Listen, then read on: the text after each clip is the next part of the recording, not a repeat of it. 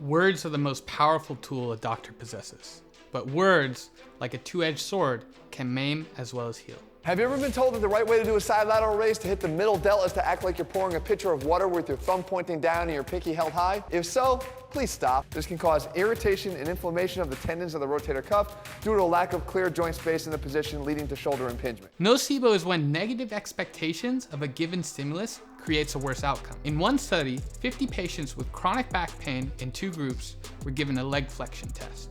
One group was informed that the test could lead to a slight increase in pain, while the other group was told that the test had no effect on pain. The group with negative information reported stronger pain and performed fewer leg flexions than the group with neutral instruction. This effect has been well documented in hundreds of studies, and negative expectations themselves can have a serious and significant effect on the pain you feel, decrease the efficacy of good training, and presumably increase your actual injury risk as well. It won't happen on a single rep, but with the accumulation of multiple reps done like this over time. This is a catch-all way to say, we don't have any real evidence, but believe me, you're gonna be just later.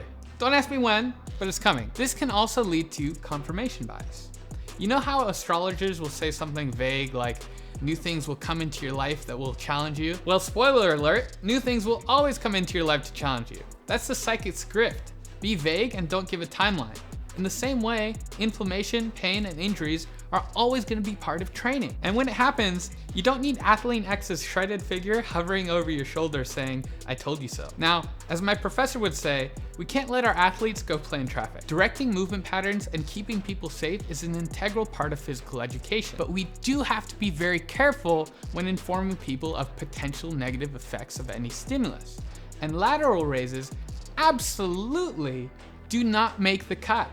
All the evidence that would suggest it is circumstantial at best. These guys are looking at skeletons and pig spines, seeing or guessing what positions the structures would be in, then making judgments on what things are good or bad. This model of thinking leaves out one very critical point that we literally have a mountain of evidence for. You are alive, and your body adapts to the stresses you place on it. Heat, cold, sprint repeats or distance running, movement or bed rest, playing chess or public speaking. Are these guys forgetting how physical therapy works in the first place? You are arguably the most complex thing in the known universe. A quasi-magical organism that adapts to pretty much any stimulus that doesn't overwhelm it through an insane network of biochemistry. And yes, you can actually change your bone structure and create more subacromial space to cure shoulder impingement by working in overhead positions that these guys would tell you cause a shoulder impingement.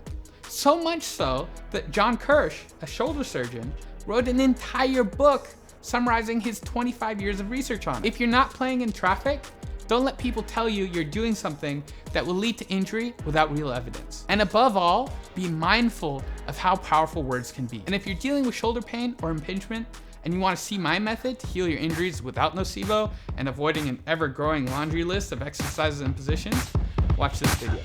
Subscribe.